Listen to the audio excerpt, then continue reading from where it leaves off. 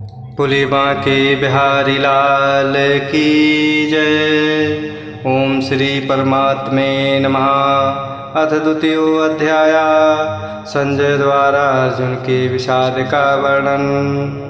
तम तथा कृपयावेष्टम् अश्रुपूर्णाकुलेक्षणं विषीदन्तम् इदं वाक्यम् उवाच मधुसूदन।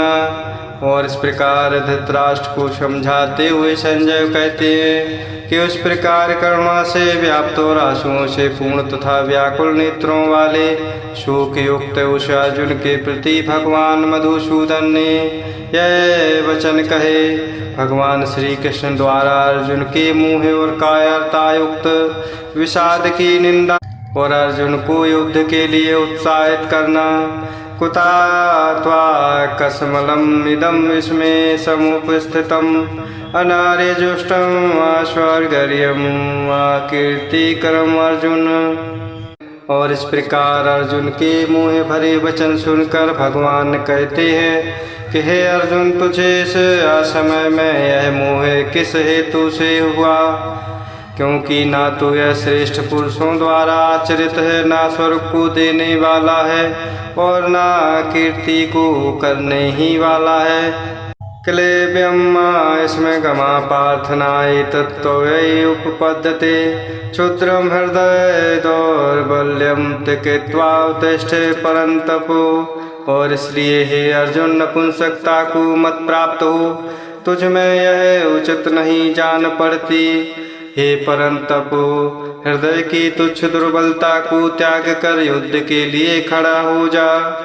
और इस प्रकार अर्जुन का भीष्म द्रोण आदि पूज्य गुरुजनों को मारने की अपेक्षान द्वारा निर्वाह श्रेष्ठ बतलाना।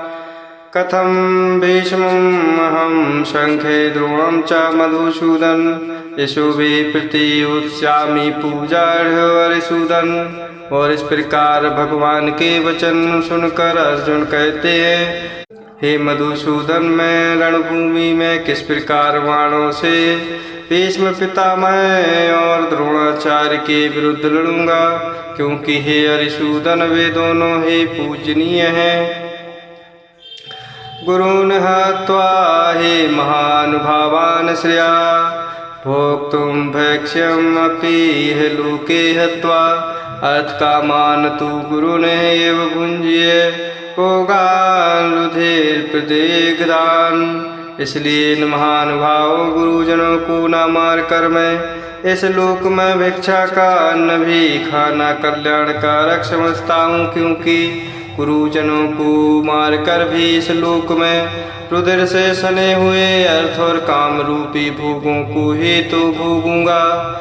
युद्ध करने या ना करने के विषय में अर्जुन का संशय न चाहे तद्विद्मः कतरत्नान् गरियायत वाजय में देवाना जयो यानेव हत्वा नाजीविषामाते अविस्तदा प्रमुखे धातराशा।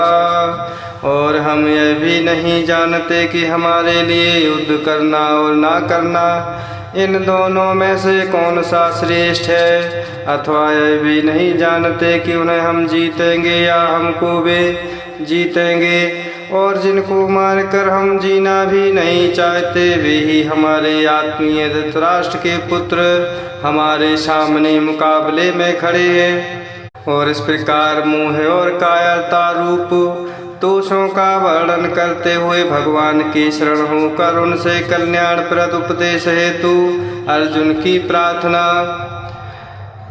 कार्पण्य दोषोपहत स्वभाव पृच्छामि त्वां धर्म सम्मूढचेता श्रेयास्यात् निश्चितं ब्रूहि तत्मे शिष्याते हम साधि मां त्वां प्रपन्नम्। इसलिए कायरता रूप दोष से उपहत हुए स्वभाव वाला तथा धर्म के विषय में मोहित चित्त हुआ मैं आपसे पूछता हूँ कि जो साधन निश्चित कल्याणकारक हो वह मेरे लिए कहिए, क्योंकि मैं आपका शिष्य हूँ, इसलिए आपके शरण हुए मुझको शिक्षा दीजिए। अर्जुन का त्रिलोकी के निष्कंटक राज्य को भी शोक निवृत्ति में कारण न मानकर वैराग्य का भाव प्रदर्शित करना। नाहि प्रपश्यामि मम पुनरुद्धात् यत् शोकम् उच्छोषणम् इन्द्रियाणां वाप्य भूमौ वास्पतनं हृदयं राज्यं सुराणामपि चाधिपत्यम्। क्योंकि भूमि में निष्कंटक धन धान्य संपन्न राज्य को और देवताओं के स्वामी पने को प्राप्त होकर भी मैं उस उपाय को नहीं देखता हूँ जो मेरी इंद्रियों के सुखाने वाले सुख को दूर कर सके। संजय द्वारा वर्णित अर्जुन का युद्ध न करने के लिए कहकर चुप होना तथा भगवान का मुस्कुराकर बोलना।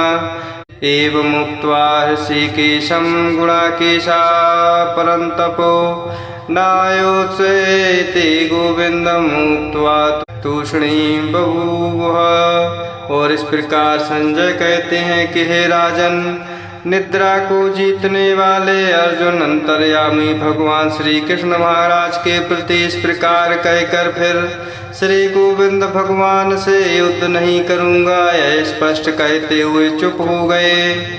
तम वाच ऋषिकेशा प्रसन्न एव भारत सेनयोर्भयो मध्ये विषेदन्तम् इदं वचा।